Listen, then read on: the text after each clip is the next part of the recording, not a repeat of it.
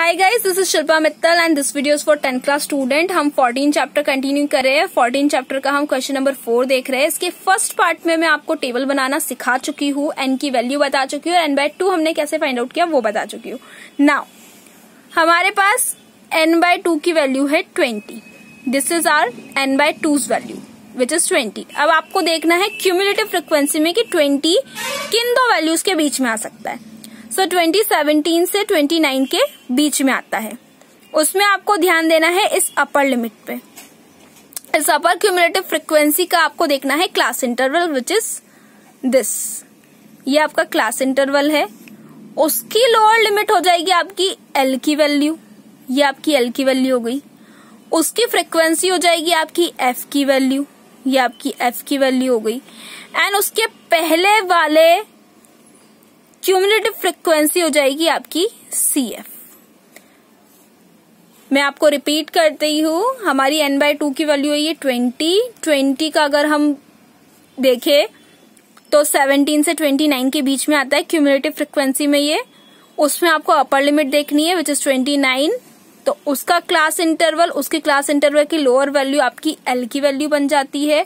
उसी class interval की frequency आपकी एफ की वैल्यू बन जाती है। उसके पहले वाली क्यूमुलेटिव फ्रिक्वेंसी आपकी सी एफ की वैल्यू बन जाती है।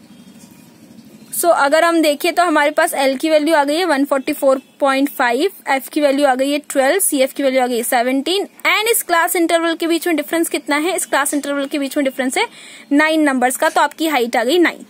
नाउ हम जब फॉर्मूला अप्लाई करते हैं तो फॉर्मूला अप्लाई करने के बाद हमारी सॉल्विंग कैसे होगी? सो ये है आपका formula L plus N by 2 minus C F upon में एफ मल्टीप्लाई बाय एच। हमने सारी वैल्यूज पुट अप कर दी है जैसा कि आप देख सकते हैं। L की वैल्यू थी 144.5, एन बाय 2 की वैल्यू थी 20, सी एफ की वैल्यू 17, एफ की वैल्यू 12 एंड एच की वैल्यू 9। सबसे पहले इन दोनों को माइनस किया तो विच इज इक्वल्स टू 3। 20 में से 17 गया, 3 बचे, अपॉन में 12 मल्टीप्लाई बाय 9। 3 1 जा 3, 3 4 जा 12। 1 का मल्टीप्लाई 9 से किया, 9 अपॉन में 4। इन दोनों का डिवाइड किया तो आपको मिला 2.25 और 2.25 को जब आपने 144.5 में प्लस किया तो आपको मिला 146.75 millimetre.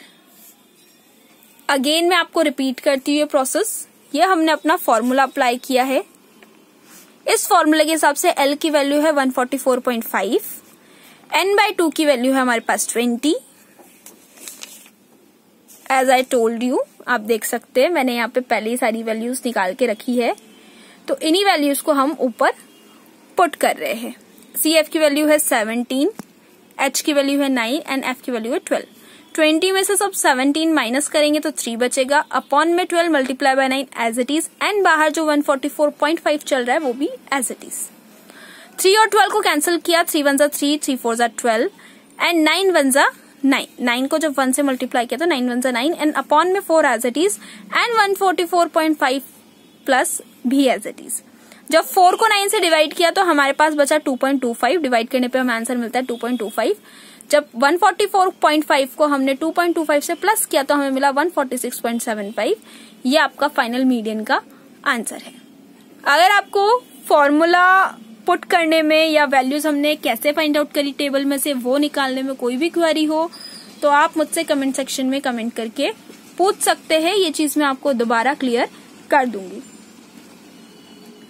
Thank you so much.